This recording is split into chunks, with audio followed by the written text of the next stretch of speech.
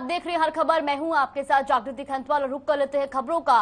PM Modi ने हरियाणा सरकार को दी बधाई। निकाय चुनाव में शानदार प्रदर्शन पर दी बधाई। तो वही जनता ने राज्य सरकार के विकास कार्यों में जताया विश्वास। सीएम मनोहर लाल ने पीएम मोदी का जताया आभार।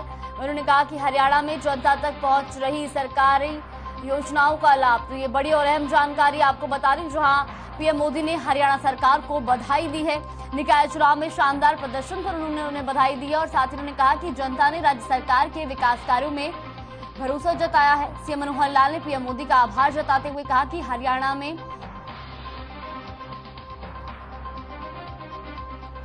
पीएम मोदी ने हरियाणा सरकार को निकाय चुनाव में शानदार प्रदर्शन पर बधाई दी और साथ ही उन्होंने कहा कि जनता ने राज्य सरकार की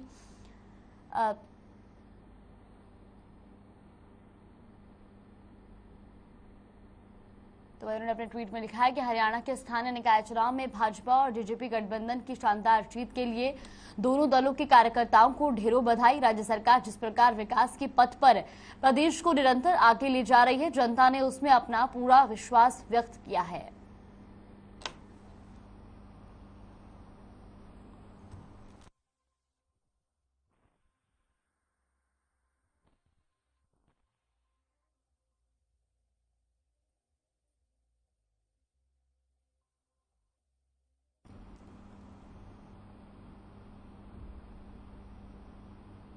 चौबीस जून को सफीदों में होगा दोबारा मतदान। ये बड़ी खबर आपको बता रही जींद से, जहां सफीदों के वार्ड नंबर 8 में ईवीएम का डिस्प्ले हुआ खराब। ईवीएम में दर्ज वोटों की नहीं हो पाई गिनती। सुबह 7 बजे से शाम 6 बजे तक होगा मतदान। तो ये बड़ी और अहम जानकारी आपको बता रही जींद से, जहां 24 जून को सफीदों में दोबारा चुनाव होगा, दोबारा मतदान होगा। तो वहीं आपको बता दें कि सफीदों के वार्ड नंबर 8 में ईवीएम का डिस्प्ले खराब हुआ। ईवीएम में दर्ज वोटों की गिनती नहीं हो पाई। तो वहीं सुबह 7 बजे से शाम 6 बजे तक ये मतदान होगा।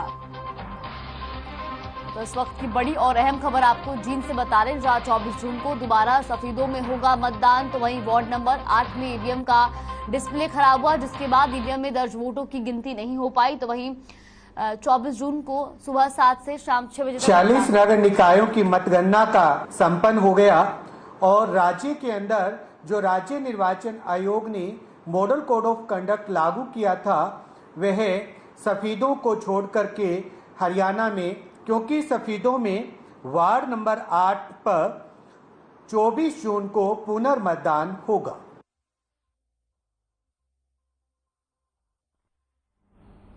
हरियाणा निकाय चुनाव के नतीजों में बीजेपी जेजेपी गठबंधन ने अच्छा प्रदर्शन किया।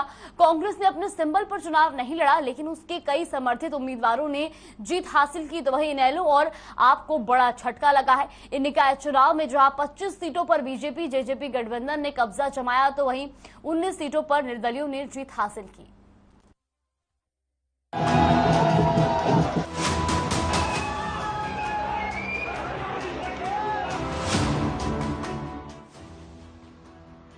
हरियाणा निकाय चुनाव में बीजेपी की बल्ले बल्ले हो गई। कांग्रेस के सिंबल पर चुनाव न लड़ने के फैसले के बाद इस बात की उम्मीद की जा रही थी कि बीजेपी जेजेपी गठबंधन इन चुनावों में अच्छा प्रदर्शन करेगा, और जब चुनावी नतीजे सामने आए तो ऐसा ही कुछ देखने को मिला। न आपकी झाड़ू चली और न ही इनेलो के चश्मे की चमक दिखाई पड़ी। हाँ, निर्दलियों ने अपनी लाज जरूर बचा ली।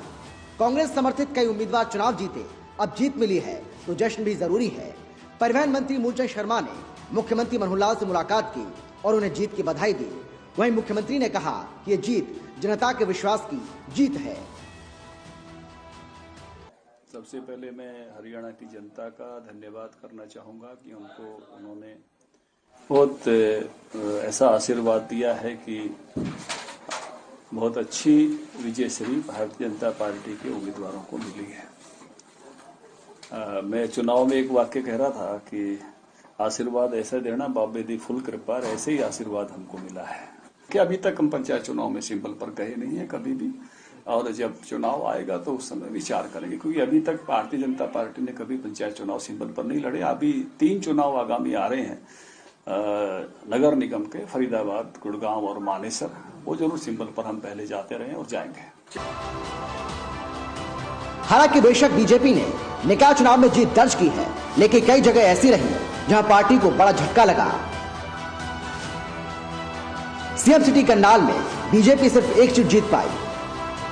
शाहबाद में मुख्यमंत्री मनोहर लाल के राजनीतिक सलाहकार कृष्ण बेदी के बेटे गौरव बेदी चुनाव हार गए। बावल में निर्दलीय प्रत्याशी ने जीत दर्ज की। रानिया से निर्दलीय ने जीत हासिल की, लेकिन सच ये भी है कि बीजेपी ने कहीं कुछ खोया तो पाया भी। बीजेपी ने फिरोजपुर झिरका पुनहना में जीत दर्ज की तो नूह में जेजेपी ने बाजी मारी। गोहाना, कैथल, पलवल, फतेहाबाद में बीजेपी जीती। ये जो छोटा चुनाव था, ये छोटा चुनाव जातियों में और लोकल संपर्क के आपस में जो संपर्क है उस पर टिका हुआ था और हर जाति से एक एक चेयरमैन कैंडिडेट खड़ा हुआ था। तो ये सारे फैक्टर्स लगा करके और इस चुनाव में ये रिजल्ट आया है। तो हमने भी मेहनत की, पार्टी के सिंबल पे चुनाव लड़ा गया था, तो हमारा फर्ज बनता है कि हम पार्टी के लिए मेहनत करें। हमने मेहनत की, लेकिन जनता ने जो मैंडेट दिया उसका सम्मान करें। वहीं कांग्रेस सीधे तौर पर चुनावी मैदान में तो नहीं थी, लेकिन उसके कई समर्थित उम्मीदवार किस्मत आजमा रहे थे। साढौरा, बहादुरगढ़, समालखा, झज्जर, कैथल, जींद, पलवल, गोहाना, पुनहाना, फिरोजपुर झिरका और नूह में बीजेपी जेजेपी उम्मीदवारों की जीत ने कांग्रेस को झटका दिया है। पढ़ा लिखा, ईमानदार और मेहनती है। 3 बार पार्षद भी रह चुके इनके यहाँ से और हर काम को जानते हैं कि बावड़ का विकास कैसे होगा। एक तरफ भाई डॉक्टर बनवारी लाल जो मंत्री है वो घर घर जाकर कह रहे थे कि बीजेपी को जिताना है और बीजेपी जीती हुई है और हम तो अपना जाकर के सबके सामने हाथ जोड़ते थे और यही कहते थे कि काम किया है, काम करेंगे, जन जन का सम्मान करेंगे। हम तो ये प्रार्थना की और लोगों ने हमारी प्रार्थना सुनी और इन लोगों ने ही आज उसको चौथे नंबर पर भारतीय जनता पार्टी को भेज दिया है। इनेलो इन चुनावों से अच्छी वापसी की उम्मीद कर रही थी, लेकिन उसकी उम्मीदें परवान नहीं चढ़ पाई। जहां नगर परिषद में मात्र एक सीट इनेलो के खाते में गई, वहीं नगर पालिका में पार्टी खाता तक नहीं खोल पाई। यहां तक कि इलाहाबाद से इनेलो के लिए बुरी खबर आई। आम आदमी पार्टी की ओर से तमाम तरह के दावे और वादे किए गए, लेकिन लगता है कि जनता ने इन पर भरोसा नहीं किया। लेकिन हां, आपने अपना खाता जरूर खोल लिया। नगर पालिका की एक सीट जीतने में आम आदमी पार्टी कामयाब हो गई। इस्माइलाबाद नगर पालिका में आम आदमी पार्टी की निशा गर्ग चेयरपर्सन का चुनाव जीत गई। कुल मिलाकर 25 सीटों पर बीजेपी जेजेपी गठबंधन ने कब्जा जमाया तो 19 सीट पर निर्दलियों ने जीत हासिल की। वहीं एक एक सीट पर आप और इनेलो ने जीत दर्ज की। ये चुनावी नतीजे बहुत कुछ कहते हैं। अब बीजेपी जेजेपी जहां बढ़े हुए मनोबल के साथ पंचायत चुनाव, 2023 में होने वाले निकाय चुनाव, 2024 में होने वाले विधानसभा और लोकसभा चुनाव में मैदान में उतरेगी, तो वहीं कांग्रेस, इनेलो और आपको आत्ममंथन करने की जरूरत है। क्योंकि अगर बीजेपी और गठबंधन से इन पार्टियों को मुकाबला करना है तो जनता की नब्ज को टटोलना ही होगा। ब्यूरो रिपोर्ट, हर खबर।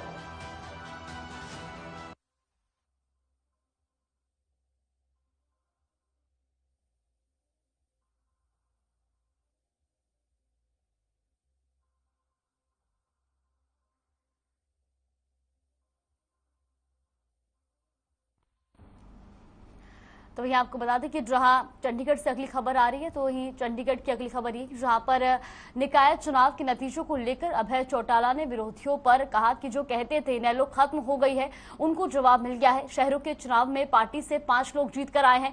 हर जगह से जिस तरीके से 2 से 5 पार्षद जीते हैं। साथ ही उन्होंने कहा कि हमारा वोट बैंक 15% है, जबकि पिछली बार 1.5% था। हमारा वोट बैंक जो ये कहते थे एक थी एनएलओ, उनसे जाकर के पूछो कि आज एनएलओ कहाँ खड़ी है। इन शहरों के चुनाव में हमारे 5 आदमी जीत करके आए चेयरमैन के पद। हर वो जहाँ के निकाय के चुनाव है, हर जगह हमारे 2-2, 4-4, 5-5 जो है पार्षद भी जीते हैं। हमारा वोट बैंक 15% पे पहुंचा है शहर के अंदर, जबकि पिछले विधानसभा के चुनाव में 1.5% पे थे हम। अब हम 15% पे हैं और आने वाला विधानसभा का जब चुनाव होगा तो आप मान के चलो हम 15 की बजाय 35% पे आएंगे। इस प्रदेश में इंडियन नेशनल लोकदल पार्टी सरकार बनाएगी। जो लोग सरकार बनाने का दावा करते थे उनकी तो फूंक निकल गई, उनकी दवा निकल गई। कांग्रेसी तो साफ हो गई। हुड्डा तो अपने तीनों जिलों में जहां वर्चस्व दिखाता था, कहता था यहाँ मेरे सिवाय कोई नहीं है, उन तीनों जगह पे कांग्रेस जो है कहीं दिखाई नहीं दे रही। हरियाणा राज्य चुनाव आयुक्त धनपत सिंह ने चुनाव के नतीजों को लेकर प्रेस कॉन्फ्रेंस की और कहा कि नतीजे पूरी तरह से निष्पक्ष और शांतिपूर्ण तरीके से सामने आए हैं। साथ ही उन्होंने कहा कि इतनी बड़ी तादाद में जनता का अपने प्रतिनिधियों के लिए चुनाव करना प्रजातंत्र की बड़ी सफलता है।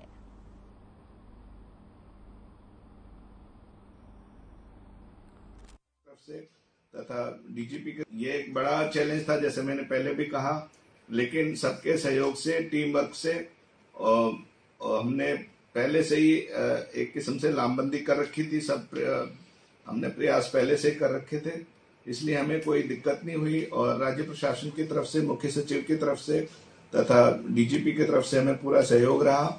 इलेक्शन ऑब्जर्वर्स हमें उचित मात्रा में, उचित संख्या में उपलब्ध कराए गए, पुलिस ऑब्जर्वर भी और जनरल ऑब्जर्वर भी। इसी तरह से एक्साइज एंड टैक्सेशन डिपार्टमेंट की तरफ से हमें 21 जो एक्सपेंडिचर ऑब्जर्वर भी उपलब्ध कराए गए, जिससे सभी उम्मीदवारों पर चेक रखा जा सके उनके खर्चे के ऊपर। तो सबके सहयोग से ये ठीक हो पाया।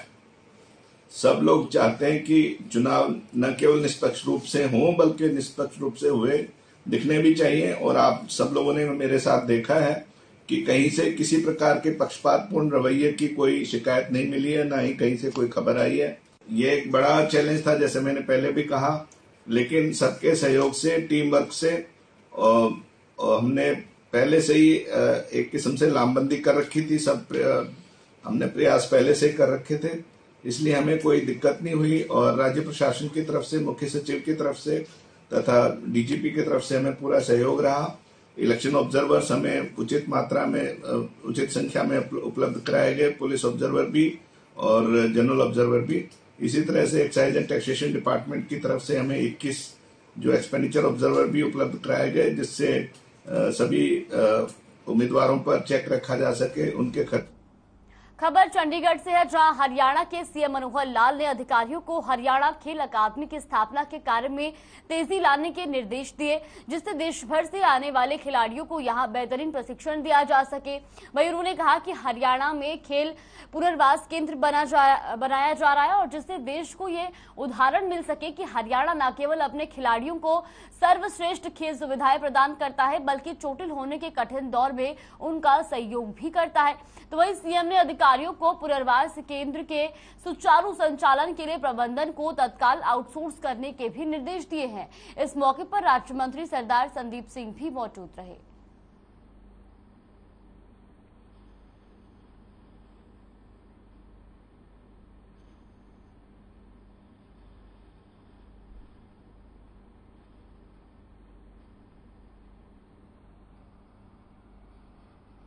अब खबर चंडीगढ़ से, जहां हरियाणा के मुख्य सचिव संजीव कौशल ने कहा कि राज्य सरकार ने 2025 तक हर जिले में एक मेडिकल कॉलेज स्थापित करने का निर्णय लिया है। प्रदेश के लोगों को बेहतर स्वास्थ्य सेवाएं प्रदान करने के लिए मेडिकल कॉलेज बनाए जाएंगे। साथ ही कहा कि 4 मेडिकल कॉलेज नारनौल के कोरियावास, जींद, करनाल और भिवानी में स्थापित किए जा रहे हैं, जिनका निर्माण कार्य 1 साल के भीतर पूरा कर लिया जाएगा। उन्होंने कहा कि मुख्यमंत्री श्री मनोहर लाल भी 2025 तक प्रत्येक जिले में एक मेडिकल कॉलेज स्थापित करने के लक्ष्य तय सीमा पर पूर्ण करने को लेकर लगातार इसकी समीक्षा करते हैं। मुख्य सचिव ने स्वास्थ्य उपकरणों की खरीद, स्थापित करने और उनके रखरखाव के कार्य को केंद्रीय सार्वजनिक क्षेत्र के उपक्रमों की एजेंसियों से करवाने के निर्देश दिए।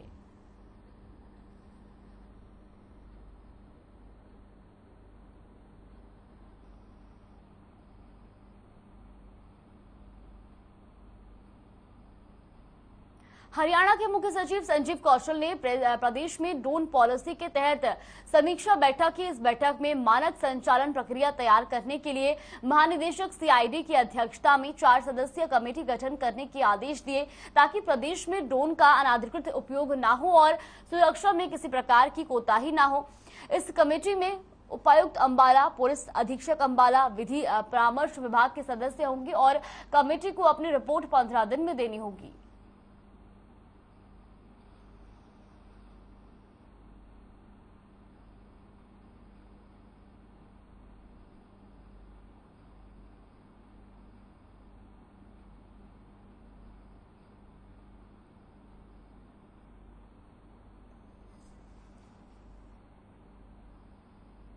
महेंद्रगढ़ के गांव पायगा निवासी शिवलाल यादव उड़ीसा में माओवादियों के साथ मुठभेड़ में शहीद हो गए। तो वहीं शहीद शिवलाल का आज राजकीय सम्मान के साथ गांव पायगा में अंतिम संस्कार कर दिया गया। इस दौरान शहीद के पार्थिव शरीर के साथ आए सीआरपीएफ के आईजी राजेश कुमार ने बताया कि SI Shivlal 19 battalion CRPF Orissa में तैनात थे, जो 21 जून को माओवादियों के साथ मुठभेड़ में शहीद हो गए। तो वहीं शहीद शिवपाल के साथ आए जवानों पर पूर्व शिक्षा मंत्री रामविलास शर्मा ने पुष्प चक्र देकर अंतिम विदाई दी। इस मौके पर पूर्व मंत्री रामविलास शर्मा ने कहा कि धन्य है वो माँ बाप जिन्होंने शिवलाल जैसे होनहार पुत्र को जन्म दिया, जिन्होंने देश की रक्षा करते हुए अपने प्राण गंवा दिए। साथ ही कहा कि शहीद शिवलाल का नाम सुनहरे अक्षरों में सदा इतिहास में अमर रहेगा। और साथ ही उन्होंने शहीद शिवलाल के परिजनों का दुख की इस घड़ी में ढांढस बंधाया और आश्वस्त किया कि सरकार के जरिए नियमानुसार दी जाने वाली हर सुविधाएं शहीद के परिजनों को दी जाएगी।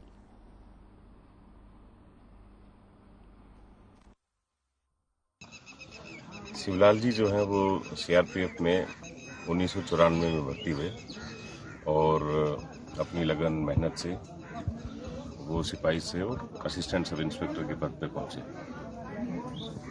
अभी उनकी तैनाती छत्तीसगढ़ का जो नक्सल प्रभावित एरिया उसी से लगता हुआ उड़ीसा का जो एरिया है नौपड़ा डिस्ट्रिक्ट वहाँ पे थी और कल वो उड़ीसा राज्य के नौपड़ा जिले में अपनी ड्यूटी पे तैनात थे और उसी वक्त जो माओवादी हैं उनके साथ में मुठभेड़ हुई और उस मुठभेड़ में उनकी शहादत हुई। इन्होंने बहुत बहादुरी से उनका मुकाबला किया। आज हम पायगा में सूबेदार शिवलाल यादव का उड़ीसा में नक्सलाइट के साथ मुठभेड़ में हमारा जवान शिवलाल यादव शहीद हुआ है। आज पूरे सैनिक सम्मान के साथ हम इलाके के सब लोगों ने उनको अंतिम विदाई दी है। आज हम सब लोग शोक संतप्त हैं। Indian institute of architects Chandigarh chapter ने हरियाणा विधानसभा के लिए एक नया भवन बनाने के प्रस्ताव पर गंभीर चिंता व्यक्त की। आईआईए चंडीगढ़ चैप्टर ने वरिष्ठ पदाधिकारी ने गृह मंत्री हरियाणा और पंजाब के मुख्यमंत्रियों और यूटी प्रशासकों को पत्र लिखकर कहा कि प्रस्तावित इमारत शहर के मास्टर प्लान का उल्लंघन है। नई विधानसभा बनाने का विचार शहर के मास्टर प्लान के खिलाफ होगा और इसकी अंतर्राष्ट्रीय स्तर पर भारी आलोचना हो सकती है। चंडीगढ़ पंजाब चैप्टर के पूर्व चेयरपर्सन सुरेंद्र बहागा ने कहा कि चंडीगढ़ को आजादी के बाद भारत में अर्बन प्लानिंग और आर्किटेक्चर में सबसे अच्छे प्रयोगों में से एक माना जाता है। जाने माने आर्किटेक्ट से ली कार्बूजिए और डिजाइन ने की प्रतिष्ठा ऐतिहासिक इमारतों के कारण हजारों भारतीय और विदेशी आर्किटेक्ट पर्यटकों के रूप में चंडीगढ़ और इसके कैपिटल कॉम्प्लेक्स आते हैं।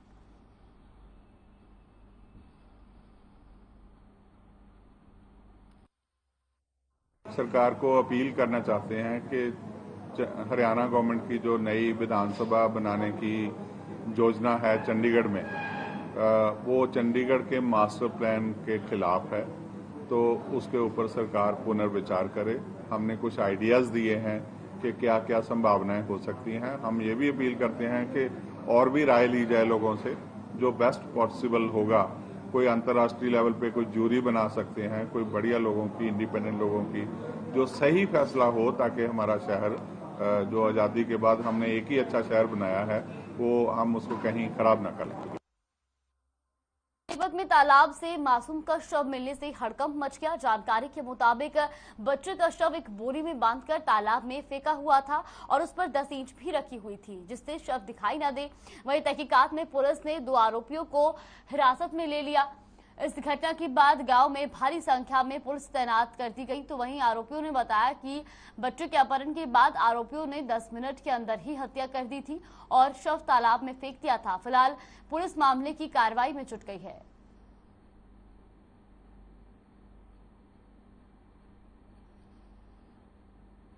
तीन 364 आईपीसी के तहत मुकदमा दर्ज है और 9.25 साल का लड़का है और उसको उनके जो साझेदार थे उन्होंने उसका अपहरण करके उसका मर्डर कर दिया और डेड बॉडी रिकवर हो चुकी है। बड़े दुख के साथ सूचित किया जा रहा है और दोनों जो मुलजिम है हमने अरेस्ट कर। गाँव में रखा चला, भाई फोन आ गया, भाई गाँव में से बच्चा गायब हो गया। हमारे तो पड़ोस की बात है, घर घर की बात है, भाईचारा हमारा था अपना आपस में। तो पर्चा लिख के घेर दिया उन्होंने, भाई अगर जो पुलिस से तना करी तो हम बच्चे ना मार देंगे, 15 लाख रुपए दे दियो, जो तना करी तो हम बच्चे ना मार देंगे। तो वही काम करा इन्हें, बच्चा मार दिया। बता बच्चा क्या कसूर था? अगर भाई पैसे ही लेने थे, पैसे की कमी थी तो बैंक लोन ले लेंदे, बन की टाल कर दे, या भाई पैसे लेगा नेट जंदे, भाई मेरे भाई पैसे बन दे आज खड़े थे गाँव आगे, मेरे भाई मैं पैसे दे देंगे। बल्लभगढ़ में बदमाशों के हौसले एक बार फिर बुलंद होते नजर आ रहे हैं। ताजा मामला तिगांव रोड का है, जहां बाइक सवार हथियारबंद बदमाशों ने एक युवक को दिन दहाड़े मौत के घाट उतार दिया। घटना की सूचना के बाद मौके पर पहुंची पुलिस ने मृतक के शव को पोस्टमार्टम के लिए अस्पताल भिजवाया और आरोपियों के खिलाफ केस दर्ज कर मामले की जांच शुरू कर दी। इसके साथ ही पुलिस फरार आरोपियों की तलाश में भी जुट गई है। पुलिस आरोपियों को जल्द गिरफ्तार करने की बात कह रही है। बताया जा रहा है कि मृतक युवक की उम्र 45 साल थी।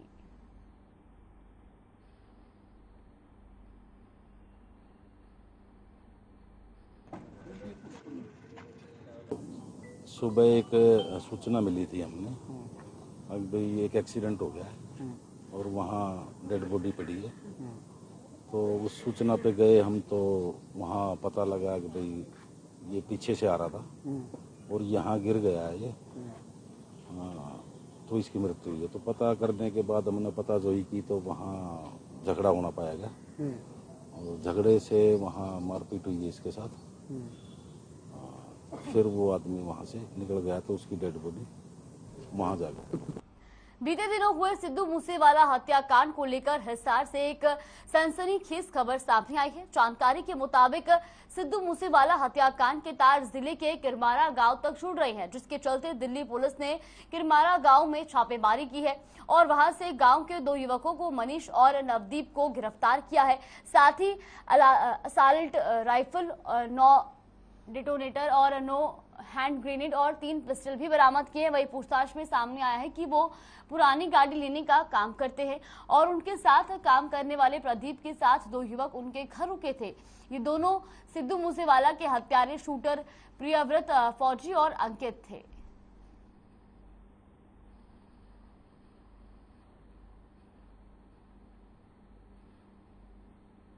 पुलिस वाले थे, मैंने नहीं बेरा जी कौन थे, मेरे दोनों लड़कियां ने ले गए। बस मैंने इतना ही बेरा, 3 दिन हो गए, मैंने इस बात का भी कौन बेरा मेरे लड़के कहा। और क्या ले गए? एक छोटा बैग था बेटा इतना का, एक इतना का बैग ले गए सब। कहाँ पड़ा था वो? वहाँ पड़ा था उस कोठड़ी में। अब न किसी को बेरा कौन था। अस्पताल में इसके साथ थे।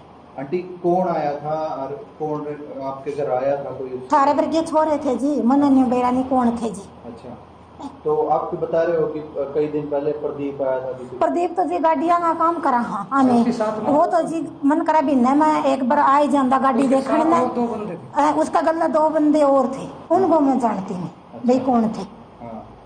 अब जुकरा पा रही हो आपने, मैं के जानू तुम कौन करेगी हूँ। इसी तरह 2 बंदे थे उसका साथ, उनकी तो मैं जानू नहीं।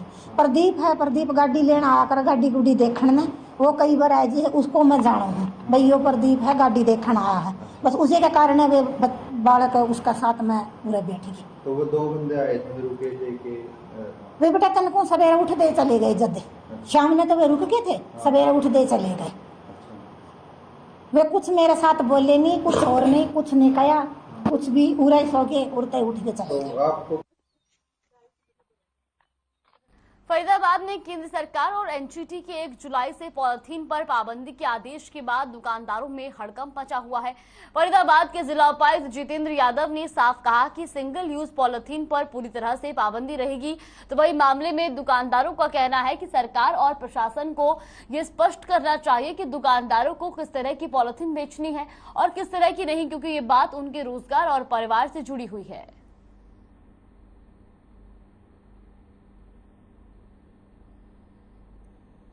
सरकार ने सफिशिएंट टाइम दिए हैं सभी हमारे जो बिजनेसमैन को, ताकि हम अपग्रेड करें। ये एक दिन नहीं, आज से 1 साल पहले सरकार ने कहा था कि 1 जुलाई 2022 से हम सिंगल यूज प्लास्टिक खत्म करेंगे। ये हमारी सरकार की भी कमिटमेंट है यदि वर्ल्ड फोरम की बात करें, और ये सभी के फायदे के लिए। एडमिनिस्ट्रेशन की बात करें तो हमने अपनी टीम्स बना दी, सभी SDM, हमारे तहसीलदार, नायब तहसीलदार, सभी जो भी एरिया में लोगों को अवेयर करेंगे। 30 जून तक अवेयर करेंगे। मैंने निगम के भी कमिश्नर साहब से रिक्वेस्ट की है कि वो भी अपनी टीम बना के, जॉइंट कमिश्नर या बाकी नीचे हमारे जो भी अधिकारी हैं उनकी टीम बना के लोगों को बताएं।